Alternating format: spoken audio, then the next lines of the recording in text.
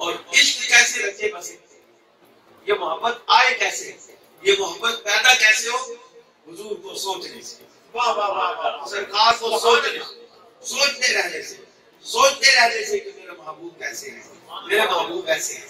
میرے محبوب سونے ہیں، میرے محبوب رحم والے ہیں، میرے محبوب کرم والے ہیں، میرے محبوب نوازنے والے ہیں، میرے محبوب عطا کرنے والے ہیں۔ جس پہلو سے سوچو گے رسول اللہ کو سوچتے رہنا، جب رسول اللہ کو سوچتے رہو گے دل میں خود بخود سرکار آ جائیں گے، ایک دن اجالا ہوگا، ایک دن روشنی ہوگی، ایک دن سرور انبیاء آپ کو اپنی روشنیوں سے نوازیں گے، پھر آپ کو معلوم ہوگا کہ ہاں واقعی سرکار آئے ہیں، واقعی ہمارے دل کو آبادی نصیب ہو گئی ہے، واقعی ہمارے دل آباد ہو گئے۔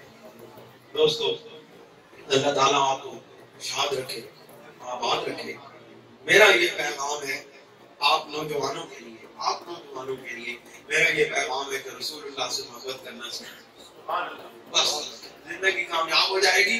آخرت کامیاب ہو جائے گی، دنیا کے لوگ آپ کی عزت کریں گے، دنیا کے لوگ آپ کے قدموں کے نیچے اپنے ہاتھ رکھیں گے، آنکھیں بچھائیں گے۔ بس رسول اللہ سے محبت کرنی سیکھو، رسول اللہ سے محبت کرنی سیکھ لو، رسول اللہ کے دین کے خادم بن جاؤ، آقا علیہ السلام کے دین کی خدمت کرنا سیکھ لو،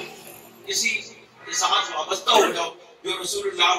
کے دروازے تک آپ کو لے گئے، انگلی پکڑ کے وہاں پہ چھوڑ آئے، اور پھر رسول اللہ کا ذمہ وہ جانے ان کا خدا جانے، رسول اللہ کی محبت تک